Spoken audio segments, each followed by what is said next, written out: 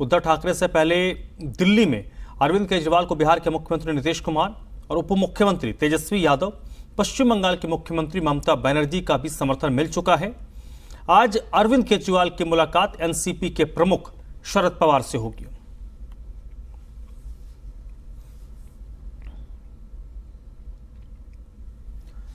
दिल्ली के मुख्यमंत्री अरविंद केजरीवाल ने महाराष्ट्र के पूर्व मुख्यमंत्री उद्धव ठाकरे से मुलाकात की है। अध्यादेश के मुद्दे पर उद्धव ठाकरे ने केजरीवाल के समर्थन का ऐलान किया है। उद्धव ठाकरे ने कहा है कि प्रजातंत्र को बचाने के लिए हम एक साथ आए हैं। हम तो रिश्ता मानने वाले और रिश्ते संभालने वाले लोग हैं। ठीक है, राजनीति अपनी और अपनी जगह पर है। स्वाभाविक है, आने वाला वर्ष निवडणूक का, इलेक्शन का या चुनाव का वर्ष है।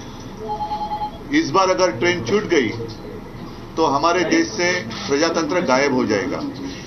और प्रजातंत्र को कायम बचाने के लिए मैं सिर्फ विपक्ष, ये शब्द जो है वो थोड़ा सा गोलमाल शब्द है। विपक्ष मतलब किसका विपक्ष, किसका विरोधी? हम तो सारे देश प्रेमी हैं और देश से जो प्रजातंत्र हटाना चाहते हैं वो प्रजातंत्र के लिए और देश के लिए मैं मानता हूं आज से उनको विपक्ष या विरोधी बोलना चाहिए। लोकतंत्र विरोधी, लोकतंत्र विरोधी लोगों का मुकाबला करने के लिए और देश को बचाने के लिए हम एक साथ आए हैं, संविधान को बचाने के लिए आए हैं। शायद ऐसे भी दिन आ जाएंगे कि राज्य में, स्टेट में इलेक्शन ही नहीं हो जाएंगे, सिर्फ केंद्र में इलेक्शन हो जाएंगे। वो भी इलेक्शन 2024 तक होने की संभावना है। उसके बाद जनता जो फैसला करेगी वो जनता, इसलिए हम उनको नींद से जगाने के लिए एक साथ आए हैं। तो मैं बहुत बहुत शुक्रिया अदा करता हूं शिवसेना का, उद्धव जी का, कि उन्होंने दिल्ली के लोगों का आज साथ दिया। ये लड़ाई दिल्ली की नहीं है, ये लड़ाई पूरे देश के अंदर संविधान की है, जनतंत्र की है, फेडरलिज्म की है। फिर चुनाव क्यों कराते हो? फिर तो एक प्रधानमंत्री और 31 गवर्नर बैठ के अपना देश चला लें। फिर कोई मुख्यमंत्री की जरूरत नहीं, कोई कैबिनेट की जरूरत नहीं, कोई काउंसिल ऑफ मिनिस्टर्स की जरूरत नहीं। इसको हम सबको मिलकर लड़ना होगा। ये केवल दिल्ली की लड़ाई नहीं है। और शिवसेना ने हमें प्रॉमिस किया है कि जब ये संसद में बिल आएगा तो संसद में इसके खिलाफ दिल्ली वालों का समर्थन करेंगे। दिल्ली के लोगों की तरफ से मैं बहुत बहुत शुक्रिया अदा करता हूं उद्धव जी का, शिवसेना का। और ये एक तरह से सेमीफाइनल होगा 2024 का। अगर 2000 राज्यसभा के अंदर ये बिल गिर जाता है तो 2024 के अंदर मोदी सरकार दोबारा नहीं आ रही है।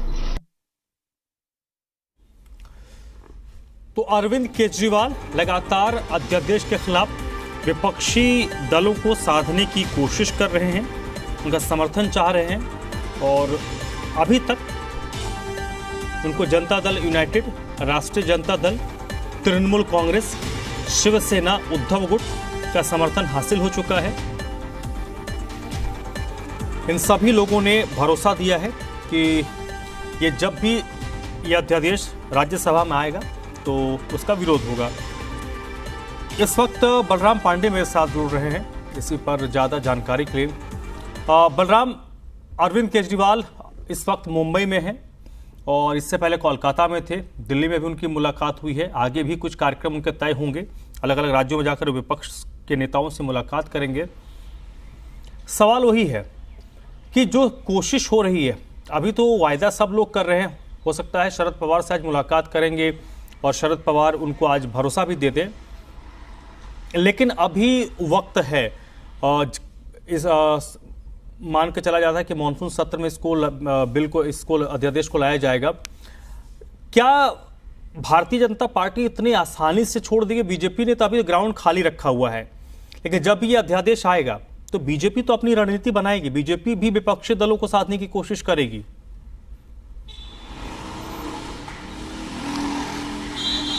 बिल्कुल, देखिए, लगातार अरविंद केजरीवाल विपक्षी दलों के नेताओं से मिल रहे हैं ताकि जब ये बिल सदन के अंदर पेश किया जाए तो इस बिल को राज्यसभा में रोका जाए। हालांकि उन्होंने सबसे पहले जो मुलाकात की थी वो नीतीश कुमार से की थी, उनके साथ तेजस्वी यादव भी मौजूद थे और ये मुलाकात उनके आवास पर ही हुई थी। हालांकि नीतीश कुमार ने स्पष्ट कहा है कि वो इस अध्यादेश के खिलाफ अरविंद केजरीवाल के साथ कदम से कदम मिलाकर चलेंगे और उनके साथ खड़े हुए नजर आएंगे। इसके बाद उन्होंने ममता बनर्जी से कोलकाता में जाकर के मुलाकात की। ममता बनर्जी ने भी इस अध्यादेश के खिलाफ उन्हें समर्थन दिया। उसके बाद कल उन्होंने मुंबई में उद्धव ठाकरे से मुलाकात की। उद्धव ठाकरे ने भी उन्हें इस अध्यादेश के खिलाफ समर्थन देने की बात कही है। आज मुंबई में ही शरद पवार से मुलाकात करेंगे और जो हमारे सूत्र बता रहे हैं उसके मुताबिक शरद पवार ने भी उन्हें भरोसा दिलाया है कि इस अध्यादेश के खिलाफ वो उनके साथ खड़े हुए नजर आएंगे। लेकिन लड़ाई बहुत बड़ी है और लड़ाई कठिन भी है, क्योंकि राज्यसभा में बीजेपी को रोकना बेहद मुश्किल है और सभी विपक्षी दलों को एक प्लेटफॉर्म पर लाना भी बहुत मुश्किल है। और यही वजह है कि बीजेपी अभी पूरी तरह से शांत है। वो ये देख रही है कि आखिरकार कौन कौन से विपक्षी दल अरविंद केजरीवाल के साथ आते हैं, कौन कौन से नहीं। एनडीए के घटक दलों की अगर हम बात करें तो कई ऐसे दल हैं जो बीजेपी के साथ खड़े हुए हैं और कुछ ऐसे दल हैं जो अंदर खाने में अरविंद केजरीवाल को समर्थन देने की बात कर रहे हैं। लेकिन सवाल ये है कि आखिरकार जब सदन में ये बिल आएगा मानसून सत्र में, तो क्या सभी विपक्षी दल अरविंद केजरीवाल के साथ खड़े हुए नजर आएंगे या फिर नहीं। अगर विपक्षी दल पूरी तरह से खड़े हुए नजर नहीं आते हैं तो भारतीय जनता पार्टी को रोक पाना बेहद मुश्किल होगा। और जिस तरीके से अरविंद केजरीवाल ने कहा कि ये 2024 से पहले का सेमीफाइनल है, तो वो सेमीफाइनल कहीं ना कहीं नजर आ जाएगा कि आखिरकार जो विपक्षी दलों में एकजुटता है वो कितनी है। और यही वजह है कि अरविंद केजरीवाल ने कहा है कि जो एनडीए के भी घटक दल हैं हम उनसे भी मिलेंगे, यानी बीजेपी को छोड़ बाकी सभी विपक्षी दलों से मुलाकात करेंगे और वो कहेंगे कि ये अध्यादेश सिर्फ दिल्ली के लिए ही नहीं है। अगर यही स्थितियां रहीं तो आज इसका उपयोग दिल्ली के लिए किया गया है, लेकिन आने वाले दिनों में अन्य राज्यों में भी किया जाएगा। इस शक्ति का प्रयोग करेगी केंद्र सरकार और कहीं ना कहीं उपराज्यपाल और राज्यपाल के जरिए जहां पर बीजेपी की सरकार नहीं है वहां पर उस सरकार के कामकाजों को प्रभावित करने की कोशिश की जाएगी। और यही वजह है कि वो भरोसा दिला रहे हैं विपक्षी दलों को कि वो एकजुट हो करके आएं और इस अध्यादेश का विरोध करें, ताकि जो विपक्ष की एकजुटता है वो भी नजर आए। जी बलराम, राजनीति में कुछ भी वाइट नहीं होता। राजनीति में एक पन्ना अगर वाइट होता है तो पिछला पन्ना ब्लैक होता है और यहाँ पर गिव एंड टेक वाली बात होती है। आज अरविंद केजरीवाल को कांग्रेस समेत तमाम विपक्षी दलों की जरूरत है। वो लोग उनके पास जा रहे हैं तो कोई तो सीधे मुंह पर आपको नहीं कहेगा कि नहीं हम आपको समर्थन नहीं देंगे जब आप उनके पास चलकर जा रहे हैं। जब वो कांग्रेस जैसे दलों के पास जाएंगे या फिर उन दलों के पास जाएंगे जो अपने राज्य में क्षेत्रीय दल हैं और आम आदमी पार्टी उन राज्यों में अपने पैर जमाने की कोशिश कर रही है, तो रिवर्ट में तो वो भी आपसे कुछ चाहेंगे। बिल्कुल, देखिए राजनीति है ही इस बात के लिए कि आप हमें क्या देंगे हम आपको क्या देंगे। आज अरविंद केजरीवाल को इस अध्यादेश को लेकर विपक्ष की ज़रूरत है तो वो विपक्ष के पास जा रहे हैं, लेकिन विपक्ष भी उनसे पूछेगा कि अगर हम आपको अध्यादेश को लेकर समर्थन देते हैं तो आप हमें 2024 में किस तरह से समर्थन करेंगे।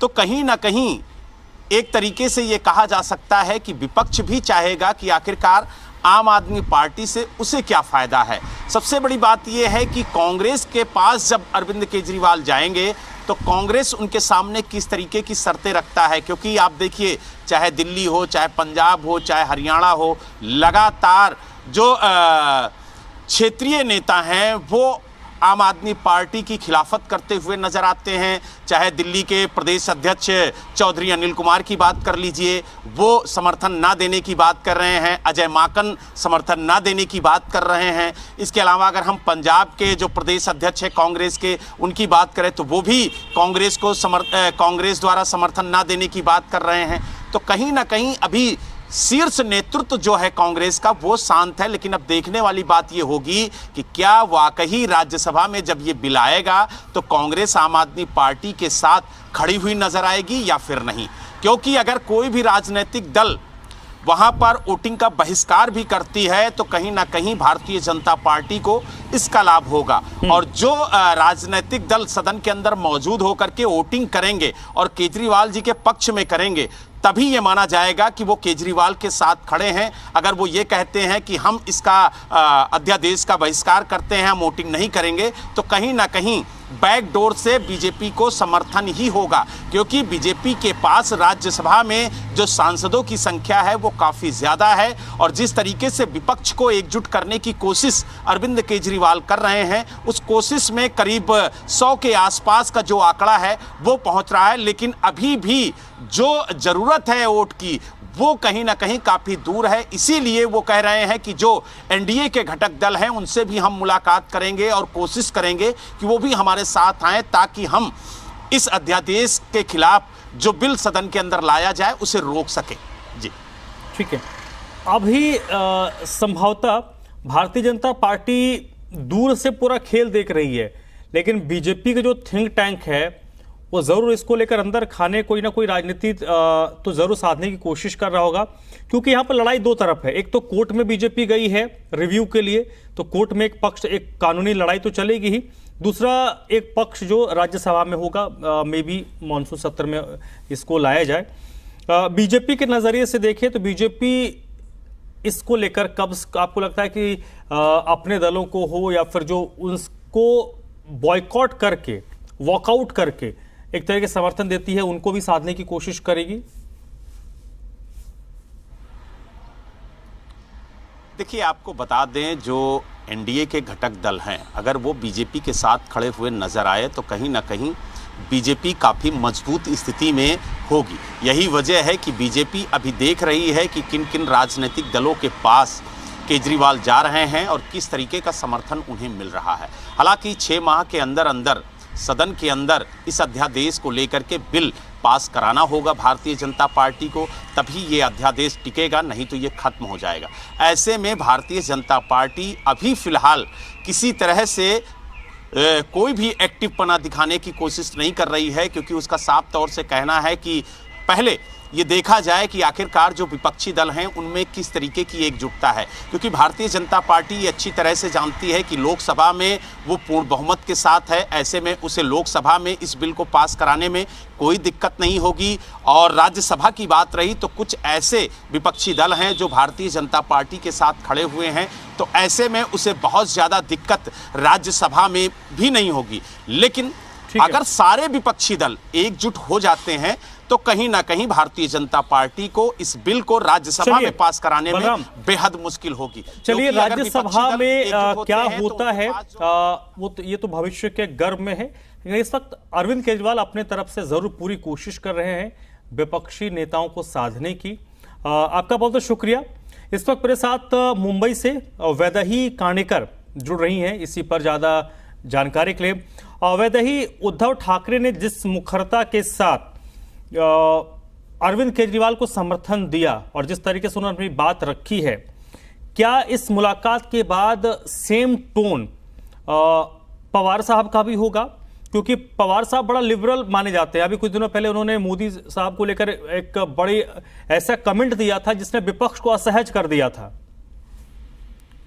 जी बिल्कुल, जैसे कि हमने देखा है कि कल उद्धव ठाकरे, उनका रुख तो यही था कि सारे विपक्ष एकजुट आ जाए और एक साथ मिलकर मोदी सरकार के अगेंस्ट खड़े हो जाए। इसलिए अरविंद केजरीवाल जब भी पहली बार मुंबई आए थे तभी वो उद्धव ठाकरे को अपना समर्थन देने आए थे, और अभी दूसरी बार अरविंद केजरीवाल मुंबई आए तभी उद्धव ठाकरे से समर्थन उन्होंने मांगा है। तो जैसे कि हमने देखा है कि उद्धव ठाकरे ने तो समर्थन दे ही दिया है कि अध्यादेश को वो विरोध करेंगे, ऐसा उन्होंने कहा है। अब बारी है एनसीपी की, क्योंकि एनसीपी के भी बड़े सांसद जो है वो फिलहाल राज्यसभा में भी दिखाई दे रहे हैं, लोकसभा में भी है, और कड़ा विरोध जो है वो एनसीपी की ओर से भी किया जाएगा, ऐसा फिलहाल का मानना है। लेकिन एक दूसरी तरफ अगर हम देखें तो अभी तक जिस तरह शरद पवार ने अपना रुख अपनाया है, कहीं ना कहीं थोड़ा सा कंफ्यूजिंग है, क्योंकि एक तरफ वो मोदी सरकार के विरोध में भी खड़े हैं, दूसरी तरफ मोदी सरकार के विरोध में विरोधकों की एकजुट करने की कोशिश कर रहे हैं। और अगर दूसरी बार अगर हम देखें तो वो अदानी का मामला हो या मोदी सरकार की डिग्री का मामला हो, मोदी सरकार से अपना समर्थन देते हुए भी नजर आए हैं। तो क्या आज अरविंद केजरीवाल अगर शरद पवार से मिलते हैं तो क्या इन सारी चीजों पर बातचीत होगी, ये देखना काफी महत्वपूर्ण रहेगा, क्योंकि दिल्ली का जो मामला है वो तबादलों का मामला है, नौकरियों को लेकर मामला है, और दिल्ली सरकार ने ये कहा है कि ये लोगों के लिए हम जो है वो करने की कोशिश कर रहे हैं। अगर लोगों के लिए कर रहे हैं तो जिस तरह दिल्ली सरकार अपने मुद्दे जो है वो शरद पवार के सामने अगर रखेंगे तो वो किस तरह रखेंगे, वो भी देखना काफी महत्वपूर्ण रहेगा। लेकिन अगर शरद पवार जो है वो समर्थन केजरीवाल को करते हैं तो ये काफी बड़ी चीज होगी, क्योंकि महाराष्ट्र के दो बड़े पार्टी जो है वो केजरीवाल के समर्थन में आएंगे। हालांकि कांग्रेस से कोई मुलाकात केजरीवाल जो है वो महाराष्ट्र में नहीं करेंगे, लेकिन शरद पवार के साथ मुलाकात होने के बाद क्या शरद पवार जो है वो उन्हें समर्थन देंगे, ये देखना काफी महत्वपूर्ण रहेगा, क्योंकि आज तक शरद पवार की भूमिका जो है वो काफी कंफ्यूजिंग रही है। कितने बजे मुलाकात है वैदेही? ये मुलाकात जो है वो दोपहर के करीब फिलहाल रखी गई है। शुरुआती तौर पर सुबह को ये मुलाकात रखी गई थी, लेकिन अभी दोपहर को 3 बजे ये मुलाकात होने की संभावना फिलहाल बताई जा रही है। हालांकि अभी केजरीवाल इनके टाइम लिमिट के ऊपर भी ये सारी चीजें डिपेंड होगी, लेकिन अभी तक जो मानना है वो दोपहर को 3 बजे YB चौहान में शरद पवार से केजरीवाल मुलाकात करने वाले हैं। उनके साथ भगवंत मान भी होंगे, राघव चड्ढा भी होंगे। एनसीपी के बीच क्योंकि दिल्ली की सियासत है वैदेही, तो उतनी तो चर्चा नहीं होती होगी, लेकिन अरविंद केजरीवाल जब पहुंचे हैं 2 दिन पहले ही मुंबई, और उद्धव ठाकरे से उन्होंने मुलाकात की है, आज शरद पवार से उनकी मुलाकात होनी है। महाराष्ट्र में क्या चर्चा है इस अध्यादेश को लेकर? जी, महाराष्ट्र में अगर हम देखें तो केजरीवाल ये दूसरी बार जो है वो महाराष्ट्र में आते नजर आए हैं, और जैसे कि हमने देखा है कि केजरीवाल जो है वो पहली बार आए थे तभी उद्धव ठाकरे की पार्टी जो है वो पूरी तरह से टूट चुकी थी, तो उद्धव ठाकरे को समर्थन देने के लिए आए थे। कि हालांकि देश के सारे विरोधक जो है वो उद्धव ठाकरे के साथ खड़े हैं, ये दिखाने की कोशिश जो है वो उस वक्त से की गई थी। लेकिन अभी बात जो है वो आम आदमी पार्टी की है और दिल्ली के अध्यादेश के मामले को है, और इसी मामले को लेकर जो है वो अभी केजरीवाल सारे विरोधकों से अपना समर्थन मांगने की कोशिश कर रहे हैं। ममता बनर्जी इन्होंने जो है वो अपना समर्थन तो दे दिया है, कल उद्धव ठाकरे इनसे मुलाकात की, और उद्धव ठाकरे की मुलाकात के बाद जो है वो अभी उद्धव ठाकरे ने भी समर्थन किया है। अब शरद पवार की बारी है, क्योंकि शरद पवार महाराष्ट्र के काफी बड़े नेता है, काफी सीनियर वरिष्ठ नेता है, और केंद्र से भी वो पद से जुड़े थे। बिल्कुल वैदेही, महाराष्ट्र के बड़े नेता होने के साथ साथ देश की सियासत के बड़े नाम हैं, और देश के वैसे नेताओं में शरद पवार शुमार हैं जिनका अपार्ट फ्रॉम पॉलिटिकल आइडियोलॉजी लोग उनको मानते हैं, उनका सत्कार भी करते हैं। तो फिलहाल मुलाकात होनी है दोपहर के आसपास। बहुत बहुत शुक्रिया वैदेही आपका इस पूरी जानकारी की, इस पूरी बातचीत के लिए।